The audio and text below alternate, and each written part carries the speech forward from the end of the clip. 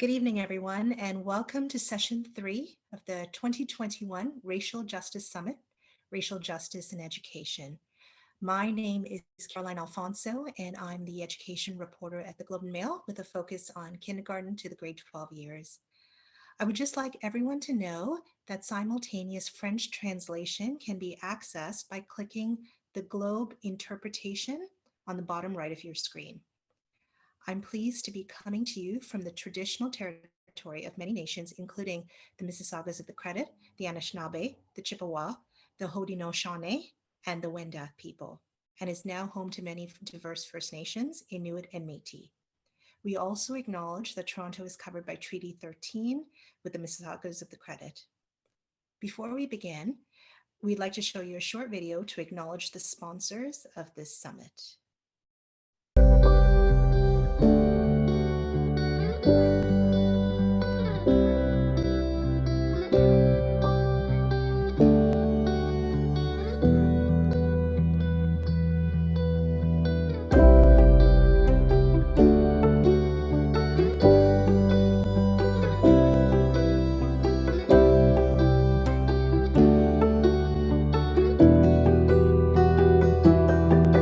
Thank you. This session will focus on the theme of racial justice in education and brings together diverse experts in the field who will be discussing their current work in the education system and the impact on racialized students, parents, and communities. I'm very much looking forward to this discussion today, and I hope you will benefit from our panel of insightful and knowledgeable speakers. We hear reports of how racialized students attending Canadian schools are forced to contend with racism, hate, and discrimination in a variety of forms throughout their school experiences. Incidents of race, hate, and racism occurring at schools in the country have regularly made the news, including one such incident occurring just last month at the Toronto District School Board. In the wake of incidents like this, questions arise. How are we promoting equity and addressing racism in education through curriculum, programming, the hiring of teachers, and system-wide? These are some of the questions we will do our best to address with our panel. So let's begin by introducing our panelists for this session. Omar Zia is a secondary principal in Peel and part-time instructor with Queen's University. He is on the Council for Muslim Educators Network of Ontario and is the chair of the Muslim Employees Association of Peel. Omar has an avid interest in equity and inclusion work as it pertains to disrupting and dismantling racism and colonial practices which hinder students' success. Jaclyn Wong is a teacher at the York Region District School Board and one of the program managers of a provincially funded initiative called the Live Well, Take Action Ambassadors Program for East Asian Youth, an after-school program that focuses on social justice and well-being using culturally relevant and anti-oppressive approaches. Jaclyn recently worked with the Chinese Canadian National Council as an educational consultant and has been engaged in various community initiatives as a workshop facilitator, panelist, and youth mentor. Leora Schaefer is the executive director of Facing History and Ourselves Canada. She has been in the field of education for over 25 years and was a classroom teacher prior to joining Facing History in 2002. In addition to leading the organization, Leora facilitates seminars and workshops for educators on teaching practices and pedagogy and oversees the development of classroom curriculum. Charline Grant is an accomplished consultant in the field of diversity, equity, and inclusion, and a trailblazer in reforming the Canadian education system to create equity. She was the chief advocate for a landmark change in the Ontario education system. Hate-related incidents by teachers towards students are now included in the Ontario College of Teachers definition of professional misconduct. Charline is the first person appointed to the position of Provincial Education Systems Navigator for Parents of Black Children. Charline also co-founded Parents of Black Children Foundation to effectively engage school boards to create an equitable and peaceful educational experience free from oppression and anti-Black racism for students of African Canadian descent. Welcome, everyone. Let's begin by exploring these issues. I'm going to go around to each of you and ask you, what do you see as the main obstacle when it comes to addressing racism in the education system? Omar, we'll start with you. Thank you. I'd like to begin by recognizing and acknowledging that I'm a settler on stolen land and have a responsibility to the land and to the first stewards of this land, this Turtle Island that we are upon. It's my pleasure to be with all of you here today. I'm quite humbled to be in this panel with all the wonderful other panelists that are here, and thank you all for joining us. If I think about this question, what are some of the major obstacles? There are several obstacles that come to mind, but if I'm going to narrow it down to maybe three. The first is really a lack of knowledge of what racism is and the impact of racism in the classroom and in our communities.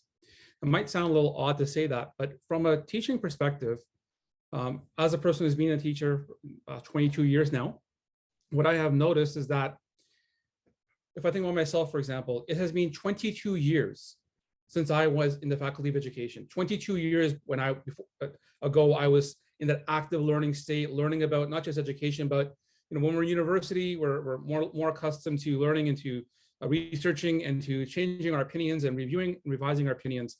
But 22 years later, am I really doing that on a regular basis? And what about my colleagues who have been around maybe 25 or 30 years? Are they doing that on a regular basis? So if we have not been, then there's a lack of knowledge there and a lack of understanding of what's happening to our students today. 22 years ago, we didn't have smartphones. We didn't have the internet the way we have it today. We didn't have YouTube. All these wonderful aspects of life that didn't exist 20 years ago that exist today and have an impact on the way our kids are growing up, including the access and the impact of race and racism and racist cultures that exist around the world. And the prevalence of racism online as well, including cyberbullying and all forms of racism that exist online in that world. So that lack of knowledge or that disconnect. There's also, I would say, a lack of understanding with regards to the impact that racism has. We are much more, I would say, in the last 20 years, if I consider the growth over a period of time, if I look at specifically around the GTHA, the diversity that has increased over the last 22 years is phenomenal. And if I look at how schools were, and I've been at a number of schools in Peel region, which is where I work, 13 schools now. And if I think about what the demographic looked like, 22 years ago versus now, there's a lot more diversity. There's a lot more visible diversity. And so becoming more accustomed to who's in front of us and how to reach out to those kids. And that comes to obstacle number two, which is where, especially in secondary, we find that, and we're all guilty of this as teachers because we are subject specialists, we tend to teach the curriculum rather than teaching students. And there are inclusive design or empowering modern learners from TDSB and from Peel. These are models by which we are trying to encourage all educators to center the students when we teach them and to put students at the center of what we're doing in the classroom versus the curriculum, because the curriculum itself may or may not speak to all the students in front of us. And we're teaching the curriculum, we're forgetting the young people who are in front of us, and we have an obligation and responsibility to ensuring that their needs are met. So learning about who our students are. And that goes beyond, 20 years ago when I had that little sheet that went out in front of me on the first day of class. What's your favorite color? What's your favorite TV show? What's your favorite subject? What mark do you expect in this class? Whereas now it should be, who are you? What mental health issues are you dealing with? How is your well-being? What are some of your coping strategies when you have anxiety and get stressed out? Providing a list of what are your identities? What's your racial identity? What is your faith-based identity if you have one? And how does that impact how you live your life? Who are the people in your lives? Understanding that not all kids come from a nuclear family. Not all kids come from a typical heterosexual family, heteronormative family. So being aware of what challenges that our students are facing, becoming more aware of that, and by becoming more aware of it, we're able to center our students in the middle of what we teach, to teach our students to access curriculum versus just teaching the curriculum itself. The third area, sorry, go ahead, Omar. Sorry, one last point, I apologize. The third area I'm just thinking about is curriculum itself. There are a lot of, the curriculum we have, a lot of is from 1997, 98. There have been certain revisions in certain areas over a period of time, but there really isn't any support for curricular connections to student identities. And because that doesn't exist, we'll find that a number of teachers just feel that they don't feel that they need to address student identity or issues of race and racism in the class because it's not in the curriculum guide. So this would be the third area I would say is a major obstacle. Sorry for taking too long. Thank you. No, you didn't. Sorry to interrupt you, Omar. Thank you for that response. Jaclyn? Thank you. Yes, thank you for having me. And thank you to the organizers of this panel. I'm honored to be speaking with the other panelists today, as I'm quite aware of the phenomenal work that you do. The first major obstacle I'll point out in addressing racism in the school system is how we're approaching it, which is that I believe we're using Band-Aid solutions. We see this in 1 week or 1 month campaigns at schools that focus on particular groups. We see this in one-off professional development days for teachers. We see this even in classrooms where teachers sprinkle a few assignments throughout the school year and consider that as an item to check off on their to-do list to address racism at school. So where are the efforts in sustaining the conversations and impact in addressing racism? How can we better integrate short-term plans with the overarching long-term plan of stopping racism? How can lessons on race and racism fit or relate to the bigger picture of capitalism and white supremacy? How do we move together in multiple collectives so that we continue to support one another despite our differences in our learning journeys? And speaking of support, part of the issue with Band-Aid solutions is also our inattention to building relationships. We focus so much on fighting racism and ending it that we overlook the emotions and lived experiences involved in this work. Relationships allow for trust, growth, and space to negotiate emotions and differing thoughts. I'm not necessarily talking about becoming friends or BFFs, even though that could be a possibility, but I'm referring more to genuine connections with one another that centers respect, communication, and listening. The second obstacle I'd like to highlight when it comes to addressing racism in the education system is how we're communicating about it. I've heard stories of students, as well as directly hearing from students, where they ask, and I'm paraphrasing here, "So what?" And you can tell that they're conveying this when they groan loudly about it in class. So what's the message here? Are we learning about this stuff because it's part of a unit and then we shove the handouts in our desks and throw them out at the end of the school year? Or is this stuff that matters to me personally and to my friends and classmates, and that this can help me grow and be a better person? We all know racism is bad. Well, most of us. But for some students, it can be a very abstract term, especially if they have never thought about their race or how their social position advantages or disadvantages them. So I'd like to take Chinese communities as an example, as I identify as Chinese.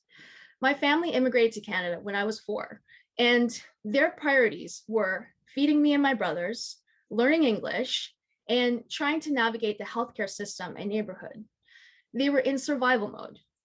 Did you think there was time to sit down and reflect on our racial identities? There are a number of other cultural and racial factors as to why race and racism is not often discussed in Chinese families.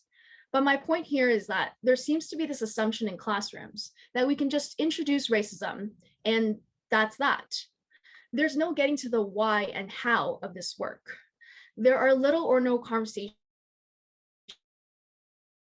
and concrete actions on the continual challenging of colonial structures, such as the school system itself. And that brings me to the last obstacle I'd like to point out, which is the school system itself. And this is something that needs to be discussed in further length.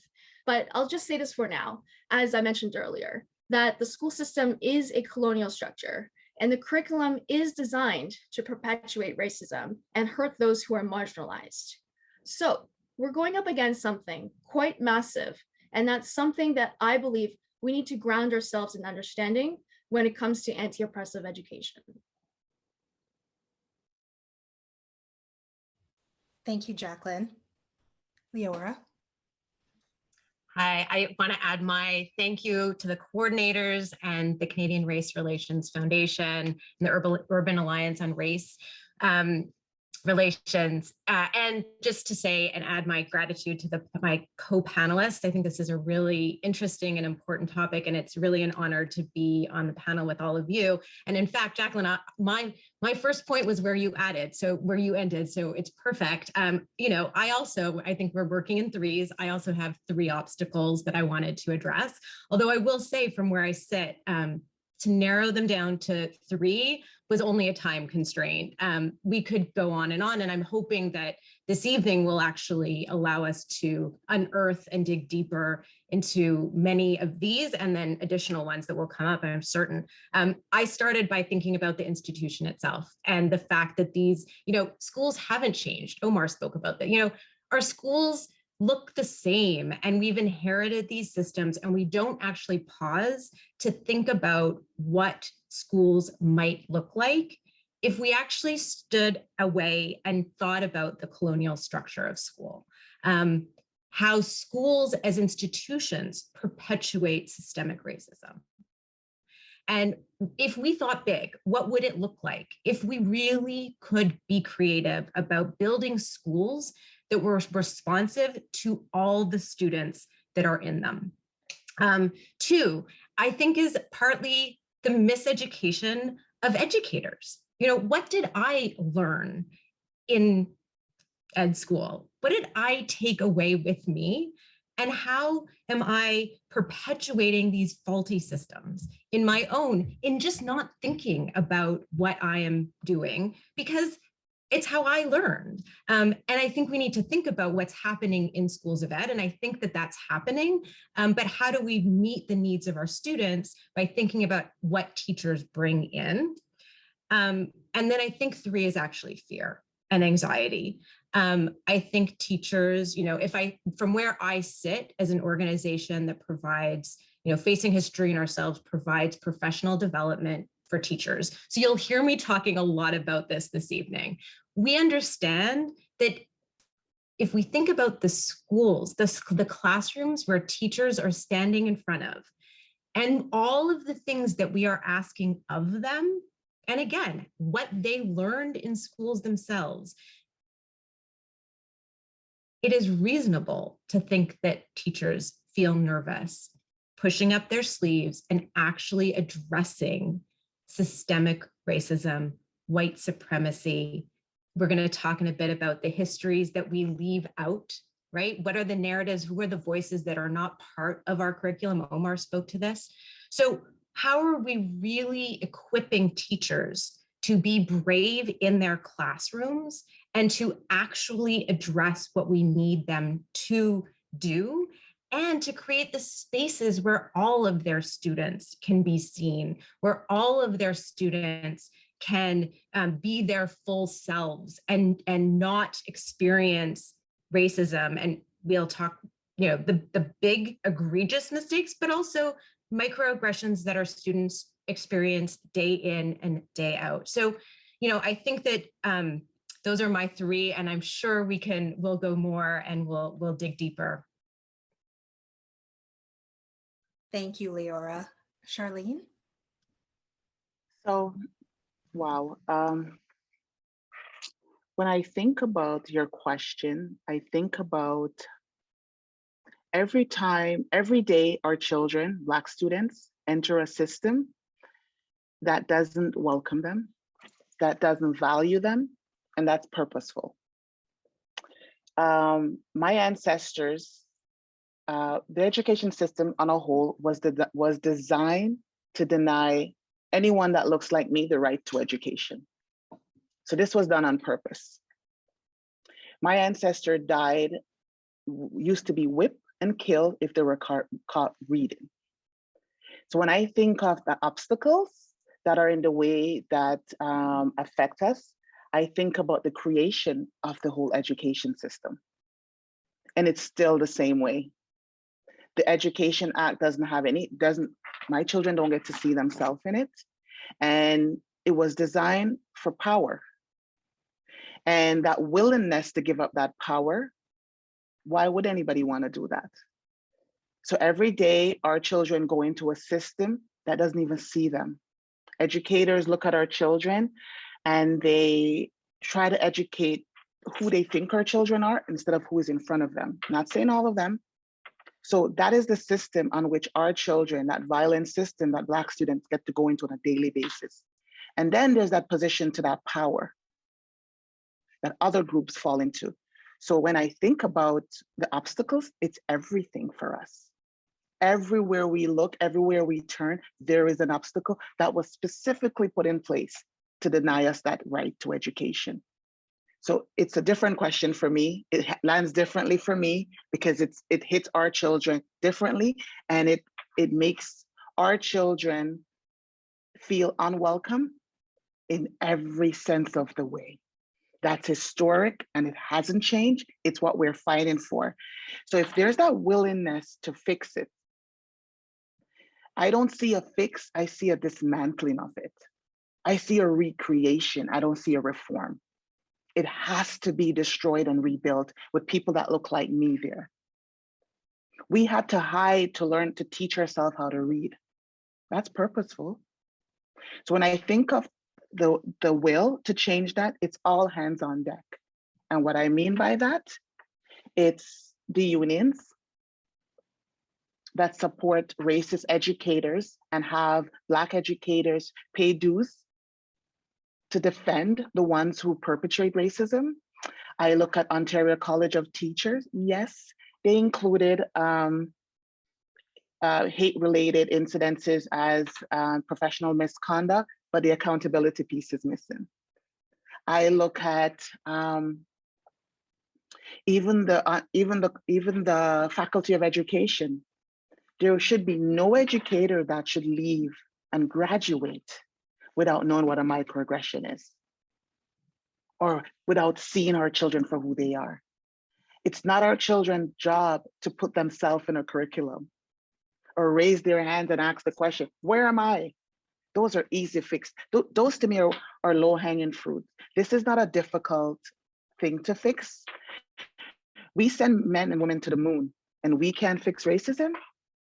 We created a vaccine. We shut borders down to fix and address COVID-19, and we can't fix racism. That's on purpose. So to answer that question, everywhere we look, there is an obstacle that was deliberately designed and placed in the way to hurt and harm us. And our children get to feel that burden and that knee on their neck every single day. So throughout this, you will hear me say, challenge everyone.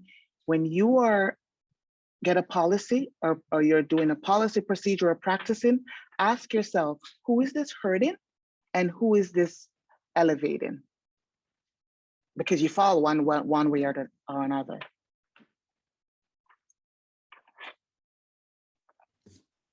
Thank you. Wow, this was a powerful, insightful way to start off our discussion. So thank you all for your insights here.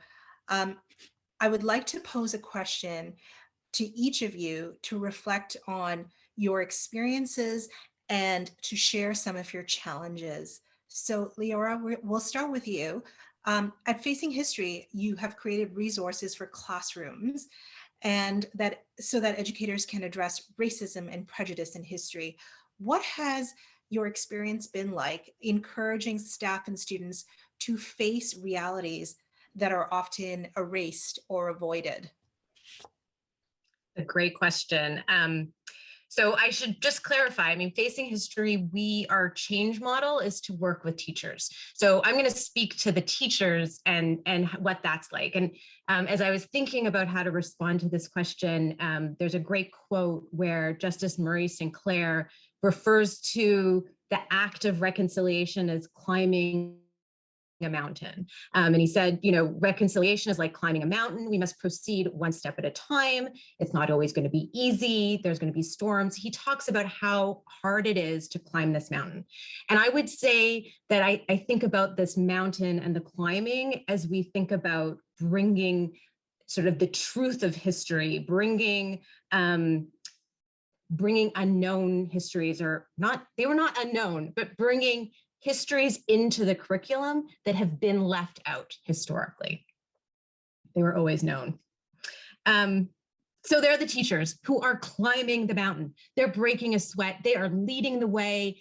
We are learning from them, and they are doing the work and leading that. And these teachers are inspiring. And then there are the teachers who are beginning this work. Their boots are on, their hiking boots are ready. They're ready to climb that mountain, but they're nervous, they're fearful. They know that they're going to be making mistakes, and that makes them nervous, but they're there and they have their boots on and they're ready. So now there's a third group, and those are the teachers, those are the educators who have set up at base camp. They are very comfortable where they are. They don't see the need to leave that place, and they feel that it's been working for them. They're comfortable where they are, and they're not really interested in engaging in the work that's needed to climb that mountain. And so as an organization, we are here actually to support all of these teachers, and all of these educators need our attention as they do this work of bringing histories into their classroom. So the teachers who are climbing the mountain, like, we're there for them, we're cheering them on, we are creating networks of other teachers because it's lonely doing that work, it's exhausting, and I worry about the burnout of those teachers who are doing that work leading the way. And so we're there for those teachers. We're also there for the teachers who are just starting. We provide them with resources and to teach these histories that, again, they may not have learned themselves. So that's really important. And also the strategies that are needed to create the brave and the courageous spaces that this learning, so it happens. And when they fall, because when we're doing the work and when we're actually starting, we will all make mistakes. And so that we're there for them in those moments. And then there's the group of the base camp educators, and we meet them in mandated professional development, and that's really important, where teachers have to be in the room. And for these teachers, we create spaces where there's no blame or shame, but rather we're bringing them the reason why they must learn, why they must change, and we're working to inspire this group of teachers to get going, to put on those boots and take the risks that are needed. And all along, these teachers need the resources and the strategies. They need to be supported while they're taking these first steps. So we see teachers along the spectrum. And most importantly, if teachers are going to bring things into classrooms, they need support. And so that's what I see as the most important piece if we're going to get teachers to get onto that mountain. Thank you. Thank you, Leora. Charline, you touched on this in your earlier remarks, but what are some of the challenges that you see that you faced in the process of advocating for reform and for accountability around addressing anti-Black racism within the public education system? Accountability. There will never be a change in behavior or culture unless we have accountability and transparency. They go hand in hand. And the willingness to do. If educators are not being held accountable, we hold children accountable every single day. It's funny because to perpetrators that are perpetrating this hurt and harm on our Black students, they see being held accountable as a bad thing. But that's where growth happens. I used to say to my little ones, if someone takes the time to correct your behaviors because they care, because if they didn't, they would just allow you to grow and be. To be able to grow, you have to go through that uncomfortable space and be held accountable when you do something wrong. So when an educator drops the N-word in a classroom and they're not held accountable and they're upheld and they're sent home with pay, they're not being held accountable. So what I see, there's many factors to that, because I could show you where the justice is lacking. So because there's no accountability and our families never get to feel and see justice, they have two options. They either have to go to the media or they have to do a lawsuit. So these school boards are protected, some of them, by insurance companies who are not yet within the 20th century, because when our families are claiming emotional harm, you know what they say? Show me the medical records. They treat in that case as if it's a accident benefit case, and it's not. So until educators start losing their jobs and their pension are affected, we will never see change, because some of those colleagues that are, some of those educators that was spoken about earlier, I'm not convinced. Some people, doesn't matter the amount of training you do, it is within them. It cannot be fixed. I've seen it. And while we are busy trying to support those ones with so embedded in them, that's on the backs of our families. They're continuously perpetrating that harm. And that is traumatizing. So when I go into a space to help parents advocate the system, I'm showing up with my own hurt. And there's triggering language constantly on those calls. Like I mentioned, Ontario College of Teachers amended their act to include any violation of the Ontario human rights as a professional misconduct. That came on POBC, lobbying for that, and that happened. You know what was missing? There's now leaving it up to the school board to say, if an educator commits such act or such misconduct, it's now up to the school board to discipline them. And when they discipline them is when they should report them. You know what's gonna happen, what they're saying? They're asking the school board to police themselves, because that's not happening. So families they're traumatized by the experience, then they're traumatized fighting to get justice, because we rarely just get justice unless we fight or we burn stuff down. We never get justice like that. Nobody, the oppressor has never woken up one day and said, oh my gosh, what have we been doing to these students all these years? No, never, it will never happen. So until they start being held accountable and these reportings are mandatory, we will never see change. So accountability is one of the biggest obstacle that we face, because it has layers. It has like a tree, it has branches, because it branches off everywhere else in every aspect of it. And we are telling students to just do, and we're not living what we're telling them to do.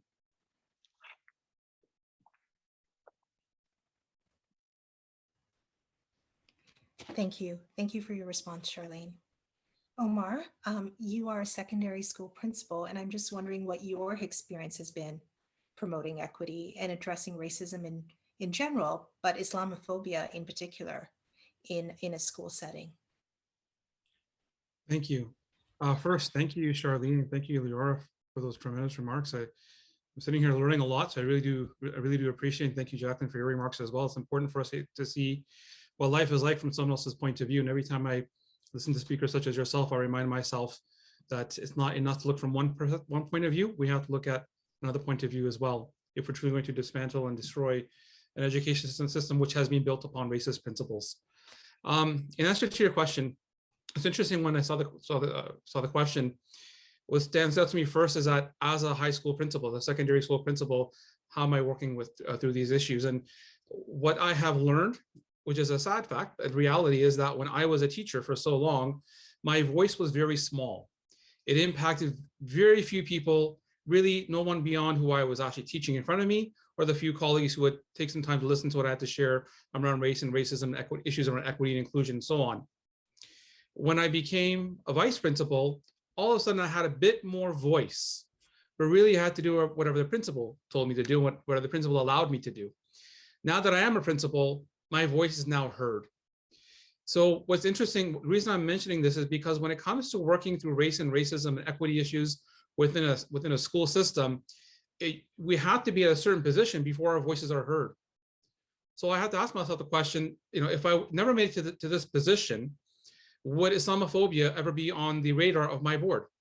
If I had to write an email about why Muslims were again forgotten in the Remembrance Day address by our director, whether the email have been looked at or responded to, and likely not.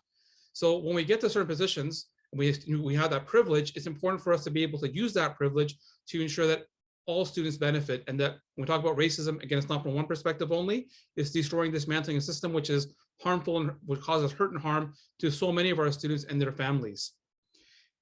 With regards to working with staff over a period of years in different schools and different contexts, very much like Leora mentioned, you're going to have some staff who are eager beavers out there already ahead of the game.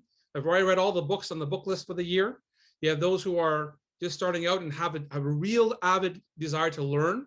And then you have the rest who really, actually, if you type in Gorski's Detours into Google, you'll find Paul Gorski's article on racial diversity and how people just, tell me what to teach and I'll teach it. But they're not willing to take the time, to learn about the identities of the students in front of them, to learn what does the world look like from a Muslim student's perspective, from a Jewish student's perspective, from an Indigenous child's perspective, from a Black student's perspective, from someone who's Black and Muslim or queer and Muslim, or any sort of intersection of identities. Right? There are so many students carrying more than one barrier with them as they enter into the school building. So it really is upon the onus of the educator, and we as leaders in the system have to encourage our teachers, encourage our colleagues to be able to take that work on. When it comes to Islamophobia specifically, what I have found is that Muslims are often forgotten. Faith-based identities are not as recognized as they should be. And as a result, students who carry more than one identity, for example, queer and Muslim, they're half forgotten perhaps in the general discourse of what happens in terms of supporting students. I find that very few are interested outside of those who identify as Muslims to support Muslim students. When I say very few, really maybe one or two across the last 20 years. So just to learn about what does it mean to be a Muslim student in 2021 in the GTHA in Ontario or in Canada for that matter. We look at what happened in London, Ontario not too long ago, and our hearts go to the Afzal family and what they have endured, and the London communities come together, and there's a lot of good work happening now. But we forget that the person who perpetrated the crime was a graduate from a public education system. Look what happened in January, a few years ago in Quebec. The person who perpetrated the crime, who committed those murders, is a graduate from a public education system. So all of these people who are perpetrating crimes against Black bodies, against Black identifying people, against Jewish people who are queer, Muslim, Asian, especially in the wake of COVID, the amount of Asian-based hate that has been around there is unbelievable. Schaefer as well, and all these other forms of racism. All of those people who are involved in it are graduates from our public educated system. So obviously there's a huge disconnect, and this is the struggle that we often find where people are resisting the need to fix the system, and not just at the head offices, but really begins in the classroom. Begins with every teacher taking upon the responsibility to learn about who is in front of them, to learn about how to reach them into their families and how to support those students, to know what's happening in their lives. So to know that this many years later, my own daughter doesn't want to go to the mosque because she's worried about somebody walking in with a machine gun. That's an actual fear she has, and she has not gone to the mosque in about 3 years. We don't want to go to our family walk anymore because we're worried what would happen this summer, right? So these are long-lasting traumatic impacts that happen, and this is just a couple of examples. I'm sure there's a lot more that happen, and I'm not going to keep going on, but just want to share that this is the perspective that I've been facing. And thank you for letting me share these thoughts with you. Thank you. I don't get too emotional. Thank you, Omar. Thank you for sharing also your personal. Appreciate that. Jaclyn, what has been your experience been like just bringing social justice oriented programming and confronting anti-Asian racism initiatives to the school board? What is your experience? Can you speak to that? Thank you. Well, I'm an EdFo educator with the York Region Board. I'm also one of the program managers of the Live Well, Take Action Ambassador Program for East Asian Youth, which was created in partnership between the Chinese Canadian National Council, Toronto chapter, and Alpha Education. And I'm happy to talk about this more because, especially as a kind of a nice segue to Charlene's point earlier about it's not the student's job to put themselves in the curriculum. So this program, I believe, is small, but hopefully significant impact response to that point that Charline had shared earlier. So as of this school year, we've worked with 11 high schools across York Region. Our workshops take the students to a deeper dive on their social identities, as well as issues of race, gender, sexual orientation, settlerhood, and more. And we start from what students know, and then we draw out their lived experiences by providing them with a vocabulary, as well as opportunities to question the norms. We have them explore these topics in meaningful and creative ways, such as the arts, drama, and movement. And we emphasize relationship building throughout our activities. As part of our goal to foster community, we ask students to create small projects on social issues and share them at our program's final event and other venues as a way to practice their advocacy and voice. Upon program completion, we've had students beginning to engage or engage deeper in activism and advocacy work outside of the program, and would not have been doing it if it weren't for their participation. We've had adults telling us that they wish they had such programming when they were younger, so they could have started the learning earlier. This correlates with the research I've been doing for my master's thesis in anti-oppressive education. I welcome you to check out our students' projects on our website, as well as follow us on social media to see what our students have been up to. I also invite you to our final event in April 2022, where you'll get to meet this year's program ambassadors and take a look at their community projects. At the board, I'm also part of an affinity group of teachers advocating for East Asian students. We call ourselves SEAS, which stands for Supporting East Asian Students. And this past year, we ran a learning series on anti-Asian racism for teachers, administrators, and senior staff.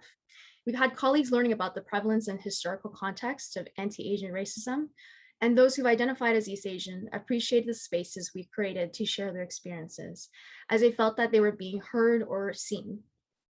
And as part of the learning, we were also able to create a student voice video on anti-Asian racism, which I believe the link can be shared in the chat.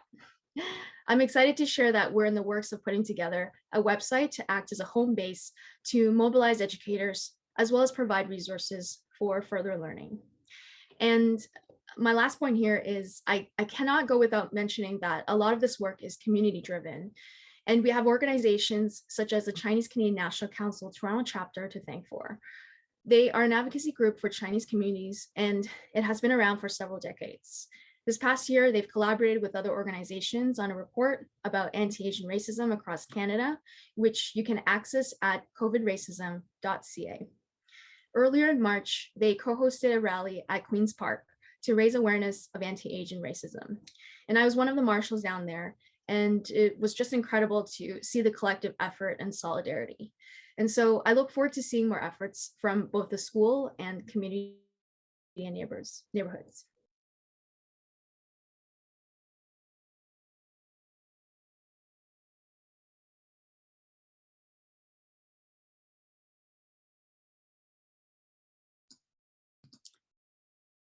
Okay, we are just waiting for Carolyn to get back into the room.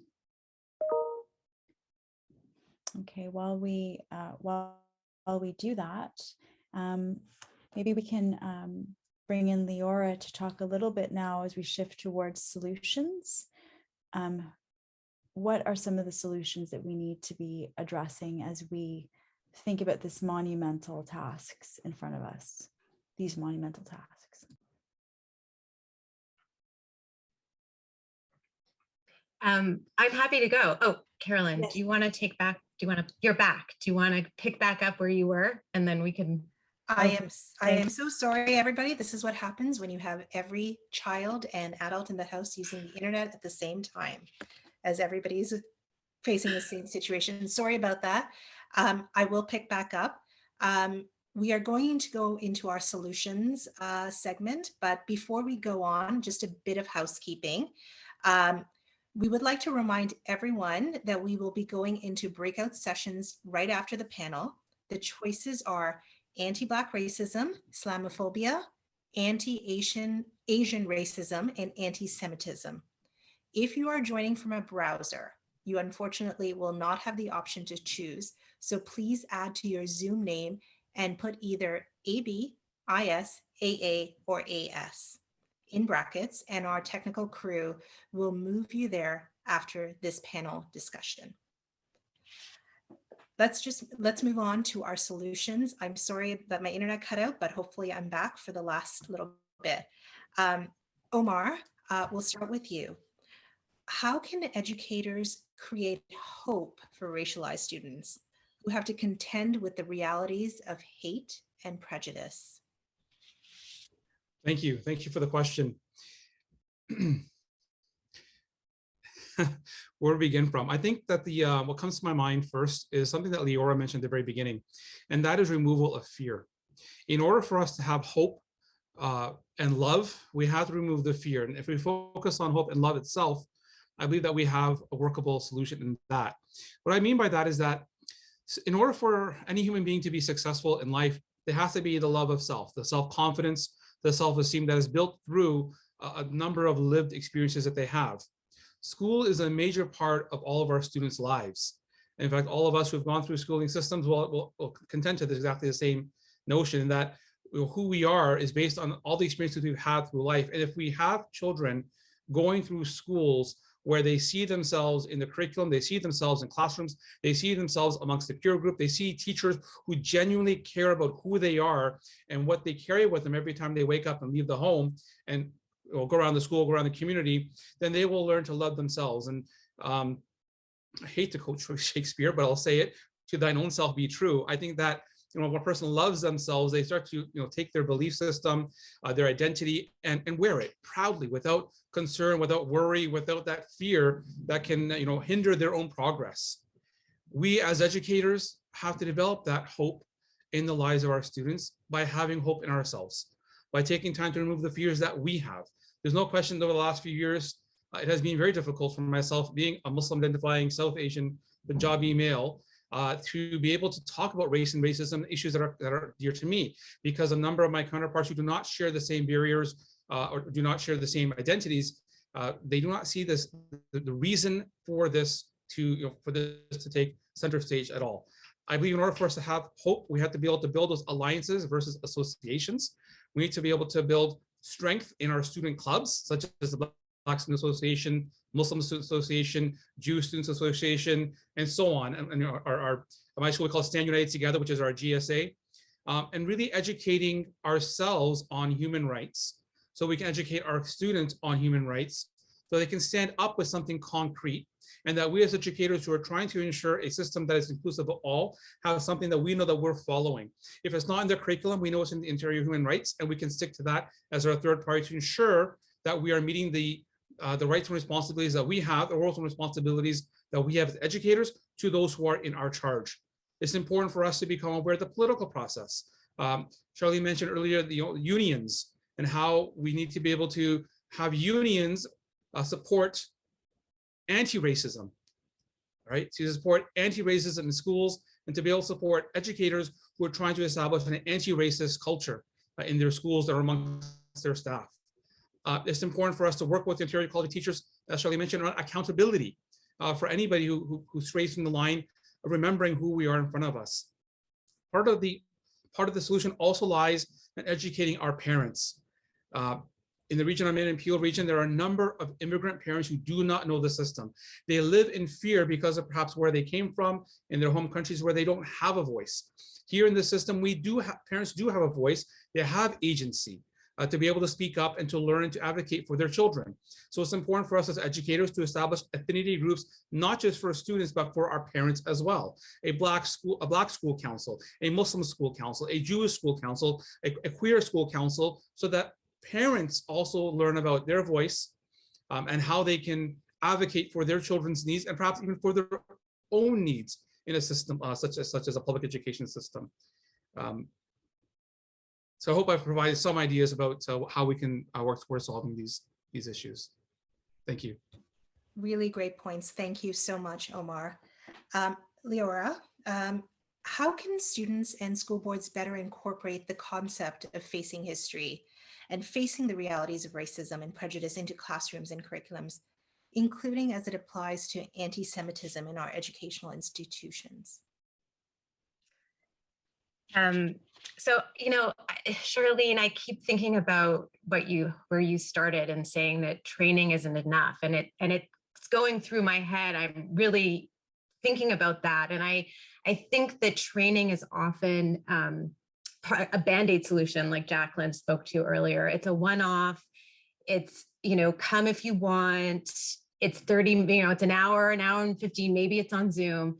And I should clarify that that's not the kind of teacher support that I'm talking about. I really am talking about transformative spaces for teachers to truly reflect on who they are. And I should actually, let me say two things here. One, there's two kinds of spaces for teachers to learn. There's the curriculum space. Here's a history you don't know. Here are supports to bring in voices that have not been part of our curriculum, histories that have not been spoken about. Here's content to help students be seen, see themselves reflected without asking for it, as we've spoken about. And then there is professional spaces that need to be created that are meaningful spaces where teachers can look at themselves and what they bring. Who are they? What are their identities? What are their multifaceted identities? What are their biases? And I'm not talking about anti-bias training that you go to and there's no action and there's nothing following up. I'm talking about the spaces that we create where this deep transformative learning can happen in communities of educators.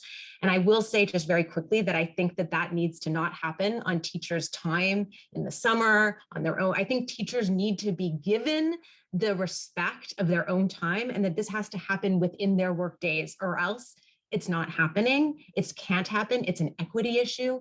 How many teachers can take time off of the summer? Educators are caring for their own children, right? So these are big issues that need to be valued. Teachers need to be valued to be given these spaces.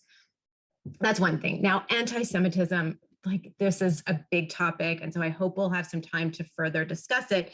But I think not only when we're talking about anti-Semitism, but racism and racisms, we need to learn to address and recognize and name when something is happening.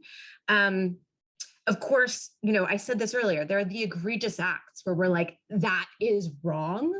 And then there are microaggressions. There are more subtle moments that we also need to learn to recognize and name, and not need our students to do that. Our educators, we need to be naming these and recognizing them. And I think that this becomes really complicated for teachers when it comes to some anti-Semitic harm that a Jewish student may incur. And, we need to better be able to recognize when something is harming a Jewish student. And there are lots of reasons why this is very complicated. I'll be the first to say that this is not for my remaining minutes left. But it's worth a longer conversation, but we need to recognize when historic anti-Semitic trope that have been around for generations are seeping into our classrooms. And that's hard to recognize.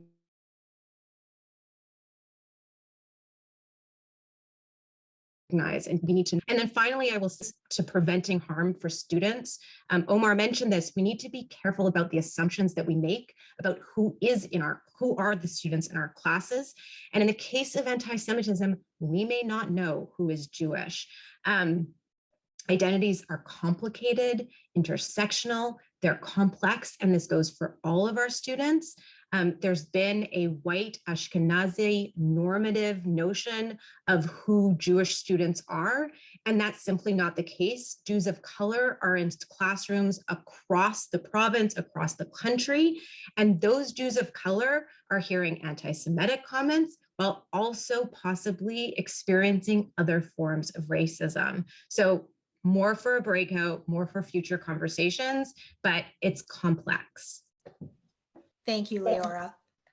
Jaclyn, I'm going to go with you. We only have a few minutes. So Jaclyn and Charline, divvy up the time because we want to get into the breakout room. So Jaclyn, just quickly, what are some strategies educators can use when introducing social justice and anti-oppressive programming to students?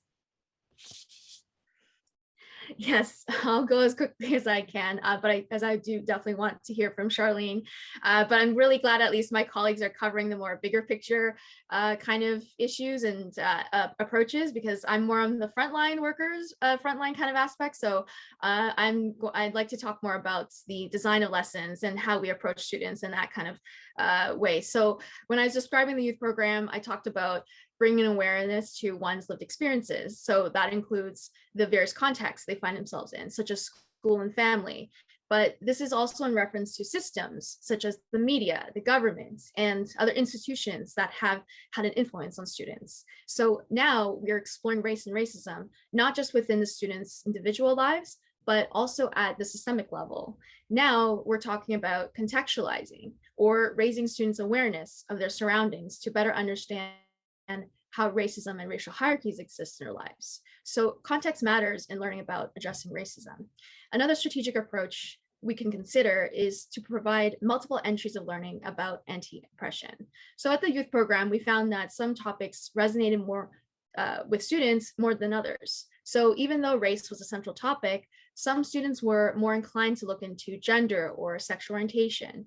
The racial lens wasn't necessarily the first thing students considered, even though it was related, intersectionally speaking.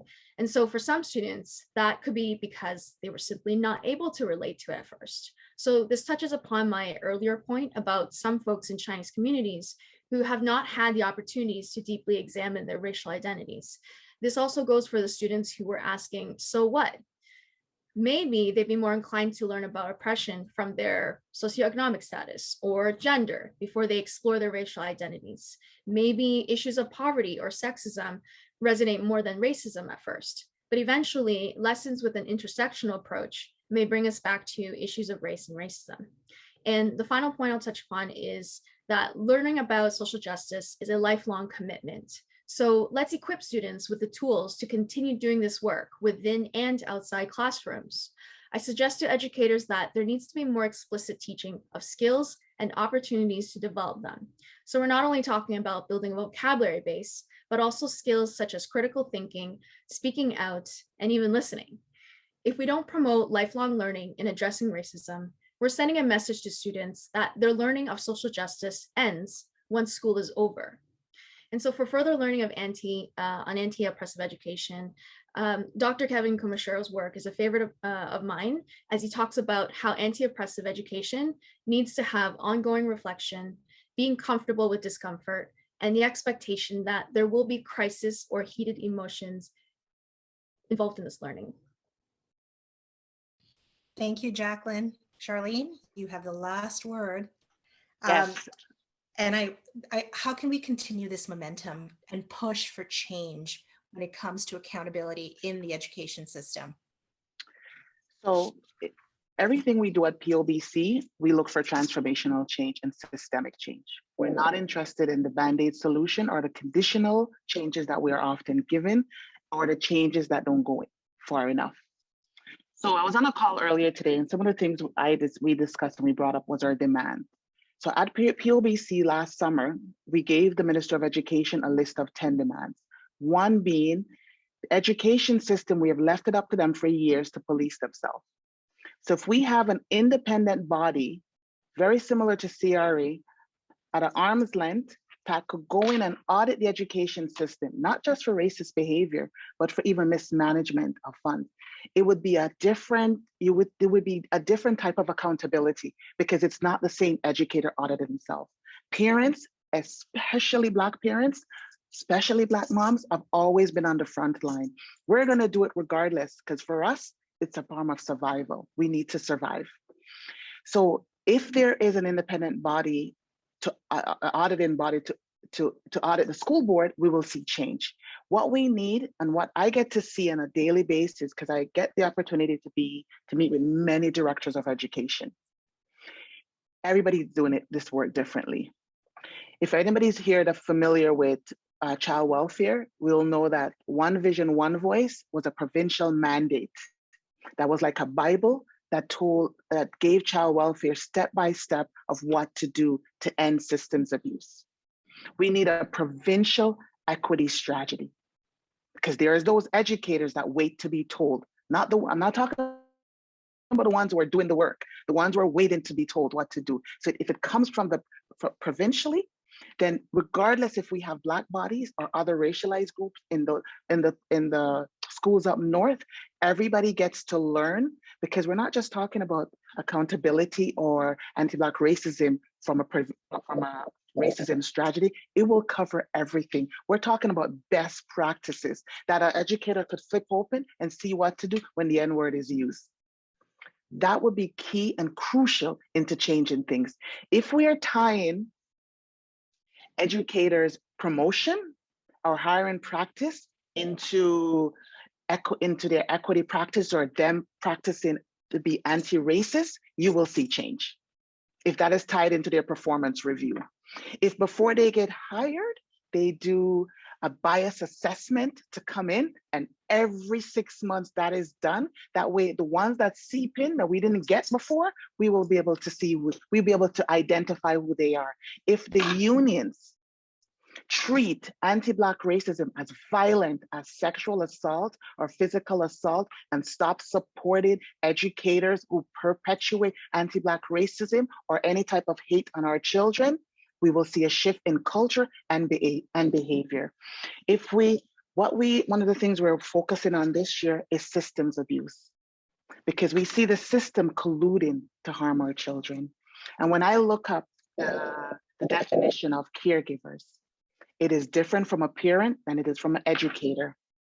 Educators are not investigated the same way as parents are. So if we are changing the definition of caregivers to include the same type of scrutiny that a parent will go through, we will see less educators weaponizing CS against their family.